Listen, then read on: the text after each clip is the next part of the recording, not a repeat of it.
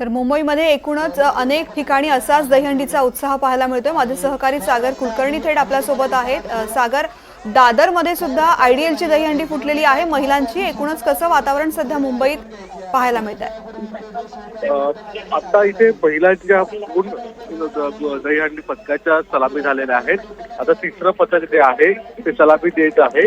आपण जर दृश्य इथे परिसरातले पाहिले तर अतिशय उत्साहाचं असं वातावरण या भागामध्ये दिसून येतं। आपणास माहिती आहे की आयडीएलची जी दहीहंडी आहे ती जवळपास गेले 50 वर्ष सुरू आहे।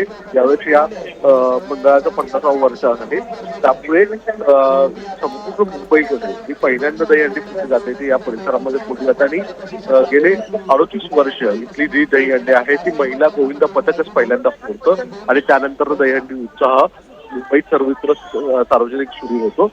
आपणास आता जे दृश्य दिसत आहे त्या दृष्टीकोनातून जर पाहिली तर जवळपास इथे या भागामध्ये जो महिला दहीहंडी पथकाचे जे पथकाचे तरुणी आहेत त्यांच्यामध्ये उत्साहाचं वातावरण आहे। हळूहळू मुंबईतल्या दादर लोअरपर्यंत विवाडा ज्या मुंबई मूळ भाग जो मानला जातो अशा भागांमध्ये दहीहंडीचा उत्साह आता दिवसभर सुरू राहील। अधूनमधून वरुण राजा देखील हजेरी लावतोय आणि गोविंद पथकांचा उत्साह वाढवताना दिसून येतो। सागर, एकूणच मुंबईमधलं वातावरण दहीहंडी असो की गणेशोत्सव अतिशय सुंदर आणि प्रसन्न असतं। आता मोठ्या प्रमाणामध्ये हळूहळू या ठिकाणी गर्दी व्हायला सुरुवात होईल। कोणकोणती वेगवेगळ्या भागातली पथकं या ठिकाणी दहीहंडी फोडण्यासाठी येत असतात? आता इथे विलेपार्ले येथील पथक आलेलं आहे, तसंच लोअर परेल येथील पथक आलेलं आहे, हैकळा इथून देखील एक पथक आलेलं आहे। जवळपास 4 ते 5 महिला गोविंद पथक इथे आलेले आहेत। 3 महिला गोविंद पथकांनी सलामी देखील दिलेली आहे आणि सगळ्यात महत्वाची गोष्ट म्हणजे सार्वजनिक गणेश उत्सव मंडळ जसे वेगवेगळे सामाजिक संदेश देण्याचा प्रयत्न करतात तसंच दहीहंडीचे सुद्धा मंडळ आहेत ते सामाजिक संदेश देण्याचा प्रयत्न करतात।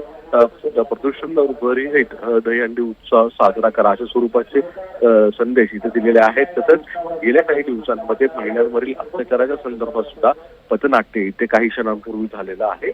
महिला अधिक सक्षम आणि स्वतःची सुरक्षा स्वतः करण्याच्या दृष्टिकोनातनं जी काठी चालवण्याची असतील भारतीय परंपरा आहेत तशा स्वरूपाचे पथनाट्यामध्ये सुद्धा सादरीकरण करण्यात आलेलं आहे आणि महिला सक्षमीकरणावर फोकस आता इथला देखावा देखील इथे करण्यात आलेला दिसून येतो। सागर, ज्या पद्धतीने तू सांगितलं की अनेक नियम सुद्धा सांगण्यात आलेले आहेत। खरं तर दहीहंडी हा खेळ साहसी खेळ आहे आणि यामध्ये सुरक्षा अतिशय महत्त्वाची असते।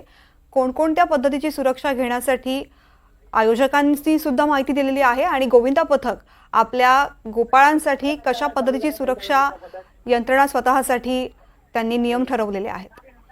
वास्तविकतेत 14 वर्षापेक्षा खालील कोणतेही लहान मुलगा किंवा मुलगी या गोविंद पथकामध्ये सहभागी होणे असे सक्तीचे नियम शासनाच्या वतीने करण्यात आलेले आहेत। आणि दुसरी गोष्ट म्हणजे गोविंदा स्तरावरील सर्वात उंच असणारा जो मटकी फोडणार आहे त्या गोविंदाचे हेल्मेट तसंच हात आणि पायांना जे जॅकेट स्वरूपात प्लास्टिकची जात असतात ते घालणं अपेक्षित आहे तशा स्वरूपाच्या देखील सूचना करण्यात आलेल्या आहेत। प्रत्येक गोविंद पथकाच्या लोकांनी स्वतःचा विमा काढणं ही आवश्यक अनिवार्य करण्यात आलेलं आहे तशा स्वरूपाचे आदेश देखील शासनाच्या वतीने करण्यात आलेले आहेत। आणि गोविंद पथकाच्या इथे आपण दृश्य पाहत आहात की हे जे महिला पथक आहे त्यांनी जवळपास 4 स्तर लावलेला आहे आणि वर एक गोविंद पथक जो आहे तो दहीहंडी फोडण्यासाठी उभा राहत आहे। सगळ्यात वरच्या देखील जे वय आहे ते 14 वर्षापेक्षा अधिक असावं असे थेट संकेत दिलेले आहेत, सूचना दिलेल्या आहेत। त्यानुसार आता गोविंद पथक जे आहे ते आपण पाहत आहात की महिला गोविंद पथक यांनी सलामी दिलेली आहे आणि इथे सलामी दिल्यानंतर खाली उतरत आहे तेजस्विनी महिला पथक हे आहे आणि त्यानंतर हे पथकच पहिल्यांदा दहीहंडी फोडेल असं दिसून येतंय। आता यांनी पहिल्यांदा सलामी 4 पथकाची 4 दिलेली आहे आणि आता सर्व महिला गोविंद पथक खाली सलामी देऊन उतरत असताना दृश्य आपण पाहत आहात। सागर, दहीहंडी आयोजकांकडून विविध सामाजिक संदेश सुद्धा दिले जातात। गेल्या काही दिवसांपासून राज्यामध्ये अशा काही घडामोडी घडलेल्या आहेत की ज्याचे सुद्धा परिणाम अशा विविध आयोजनांमध्ये सुद्धा पाहायला मिळतात।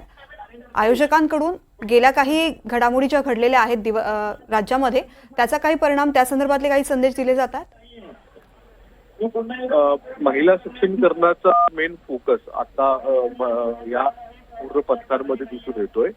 एकतर एका बाजूला मुंबईत वाढत असलेलं आणि शहरी भागामध्ये वाढत असलेलं प्रदूषणाच्या दृष्टिकोनातून सुद्धा एक जनजागृती करण्याचं पथनाट्य करण्यात आलं. तसंच महिला स्वतःच्या सुरक्षिततेसाठी स्वतः पुढाकार येणं हे अपेक्षित आहे आणि त्या दृष्टिकोनातून जी काठी चालवणं असेल किंवा स्वतः संरक्षण करण्याच्या दृष्टिकोनातून महिलांनी काय करायला हवं त्याचे देखील पथनाट्य आणि चित्रधारक सादरीकरण जे आहेत ते करण्यात आलेलं आहे. एका बाजूला महाराष्ट्रामध्ये देशामध्ये सगळीकडे वेगवेगळ्या घटना महिला अत्याचाराच्या घडतायत. अशा परिस्थितीमध्ये इथे देखील महिला स्वतःच्या संरक्षणासाठी स्वतः पुढे येणं आणि स्वतः संरक्षण करणं या दृष्टिकोनातून देखील संदेश गोविंद पथकांना वतीने देताना दिसून येत आहे.